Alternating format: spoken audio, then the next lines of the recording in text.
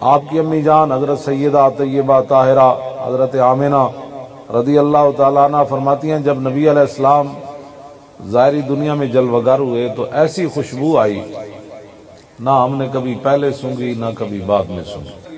مولا علی فرماتے ہیں جب نبی علیہ السلام اپنے مزار پر انوار کے اندر جلوہ گر ہو گئے تو اس وقت سارے صحابہ کو ایک ایسی خوشبو آئی نہ ہم نے کبھی پہلے سونگھی نہ کبھی بعد میں سونگھی۔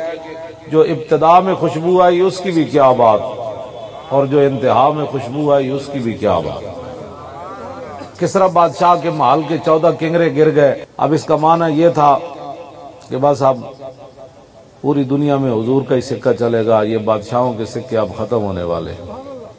نہر ایسے چل رہی تھی، جب وہ صبح آئے تو نہر ایسے چل رہی تھی، تو انہوں نے پوچھا بھئی یہ کیا ہوا؟ انہوں نے کہا رات رسول اللہ تشریف لے آئے۔ ایران کے اندر 1000 سال سے آگ جل رہی تھی، آگ کی پوجا ہو رہی تھی۔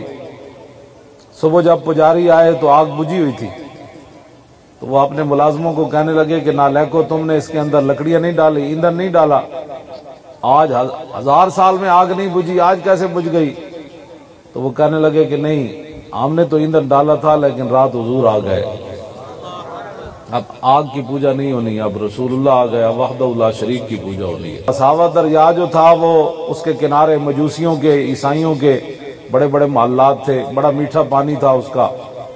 جس رات حضور تشریف لائے وہ پانی اس کا غائب ہو گیا، تو صبح آئے تو انہوں نے کہا جی پانی کدھر گیا؟ فرمایا اب رسول اللہ تشریف لے آئے، یہ ساری نشانیاں حضور کی آمد کی وجہ سے ظاہر ہو رہی ہیں۔